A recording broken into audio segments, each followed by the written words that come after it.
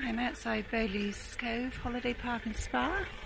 It's a lovely little holiday park at Bowlease, and we're going to go for a nice 2.7 mile walk along the beach to the Weymouth Pavilion.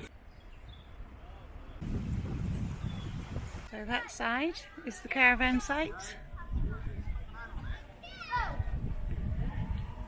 and over here is the beach.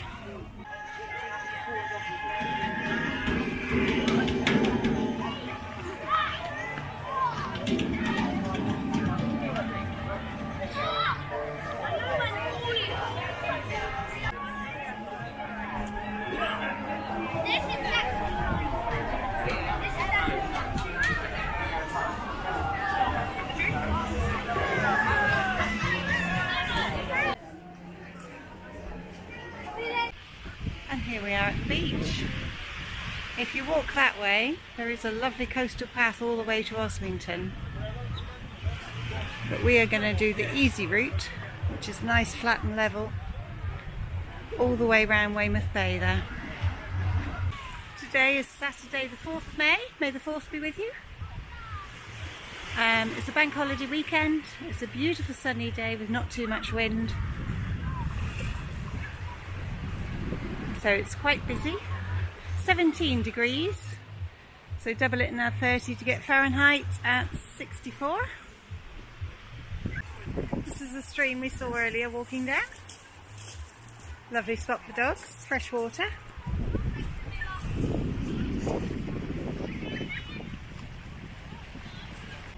Another cafe up there, and they have car parking on this field at the top there. There's a cocktail bar there. I had a pina colada last summer, that was very nice. There's a hut just there. That's the sauna with a shower. The pebbles are actually mixed in with gravel, which was brought in for sea defence purposes. Just a few feet further along, and you can have the beach to yourself even in summer. Although this is one big long bay, each section has a different name. So over there is Bowlease Cove, and now we're coming into Overcombe Beach near the Oasis Cafe.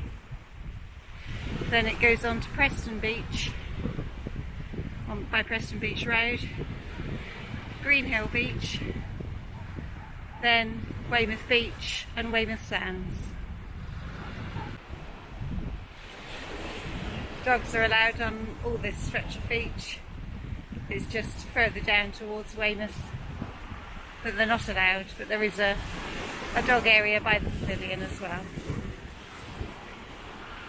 I've come down to beach level because it's not too terrible to climb down from here, but further along it gets very steep. And I've got a dodgy knee, so I need to climb down where it's easier.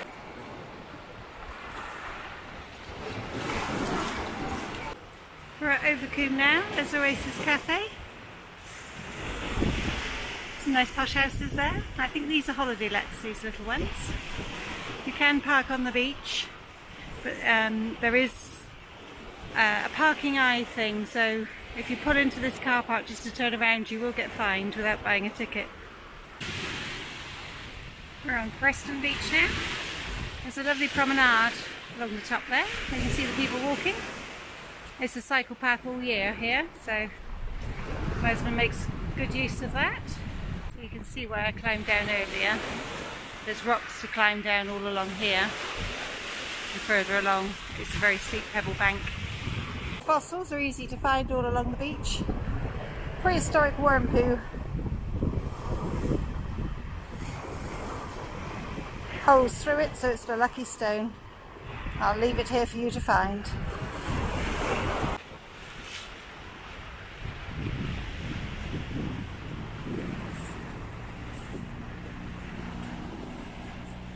This little jetty holds the pipe for the excess water from the nature reserve, which is just over the other side of the road there.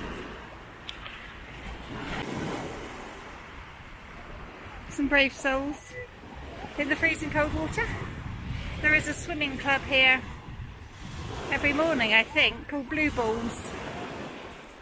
So you can come swimming in these lovely chilly waters with a group of like-minded people. I'm about the halfway point now. It's taken me about an hour, but I am a slow walker.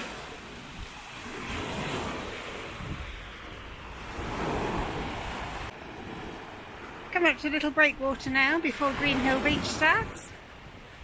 Lovely row of Victorian houses all along there, quite a lot of holiday lets now, all flats. There's still this rock path to negotiate. The last step was a bit tricky, but I could lean over and grab this pole. Now we're going into Green Hill Beach.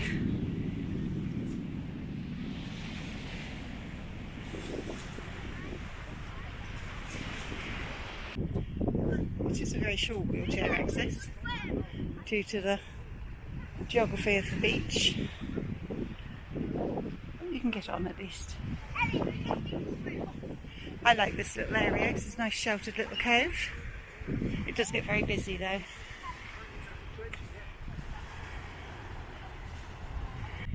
These huts are owned and leased by the council. Generally people lease them for generations, so they're very difficult to get hold of. But the paddling pool and the sandpit area are open to the public, so you can come in here if you want to. I've got to say there is a cafe hut there in the summer. These beach huts are rented by the season, I think. Again, the same families seem to have them all the time. Up here at the top of the gardens is a putting green and a cafe and tennis courts. This is Green Hill Gardens. It's a mixture of sand and pebbles along here. It is a bit softer, so you wouldn't get a wheelchair through it, and you'd have to drag a pushchair, and it is a little harder to walk through than Bowlease End. These little huts can be rented daily from a kiosk further down the beach.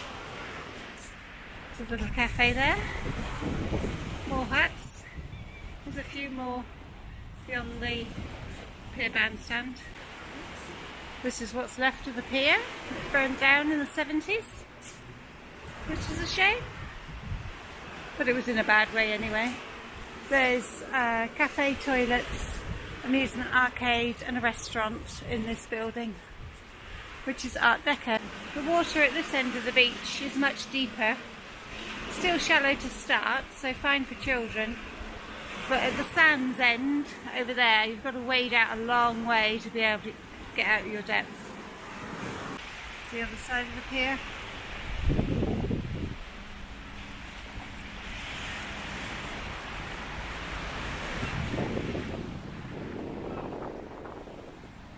As you can see, it's going to get a lot busier. So you can hire a pedalo from here for £3.50. I think this is where you pay to book one of these huts as well.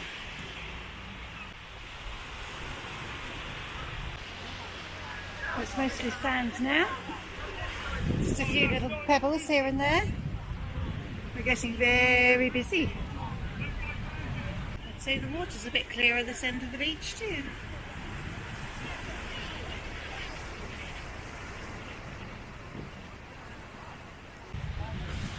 Between the flags is the lifeguarded area of the beach, but it's a very safe, shallow beach. So that building over there with the blue and yellow doors is public toilets, and just around the corner is a shower, and there's cafes there as well.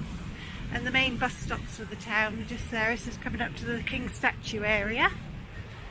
Be careful walking along because there'll be trenches and holes in the sand, as it's very good digging sand.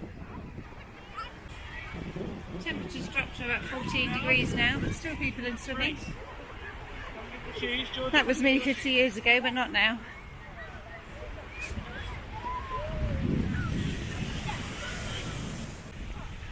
There's the King's Statue.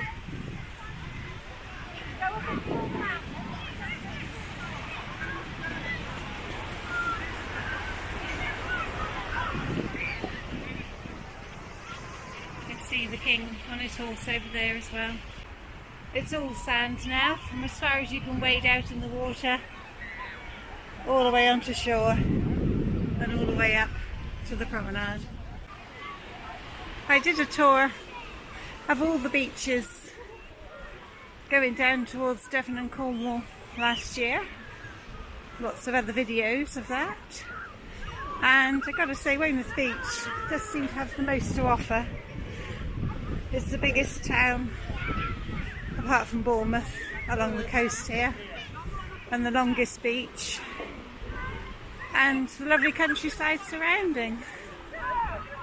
You do get the anti-socials, but having barbecues on the beach in the middle of the day, so everyone downwind from them is going to get a load of smoke. Understandable in the evenings when there's nobody here, I don't see an issue with that, but not in the middle of the afternoon.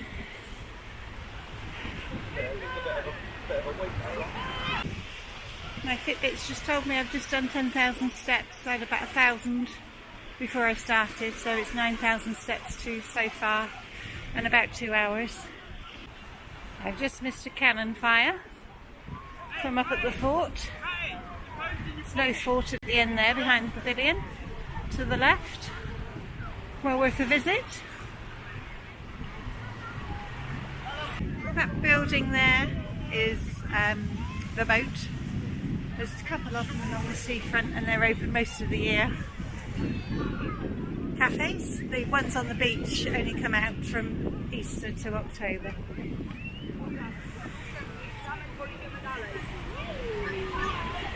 May is a good time to come because although it's busy here, it gets a lot busier in July and August, and the weather's usually not as good as it is in May and June.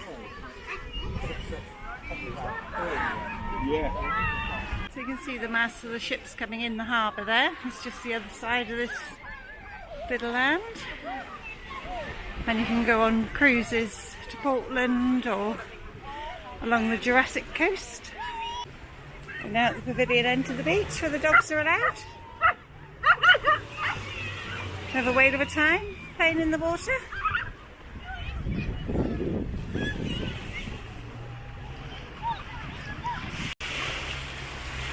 Oh, and I missed the donkeys. There's the donkeys there.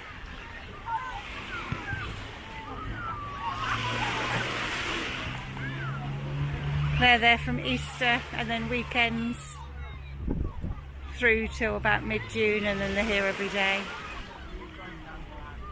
So it's Saturday today, 4th of May, of a bank holiday weekend, and the weather's supposed to be rubbish tomorrow and Monday, so everybody's on the beach.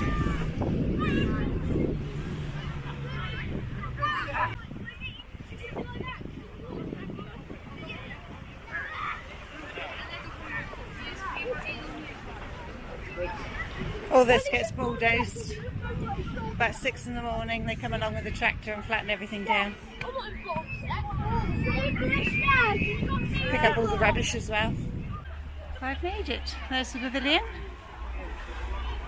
So I've walked 2.7 miles all along the beach, all the way around to see that white building. That's the Riviera, that's where Bowlease Cove is, that's where I've walked from. Yeah, it's about 2.25 hours and about 10,000 steps.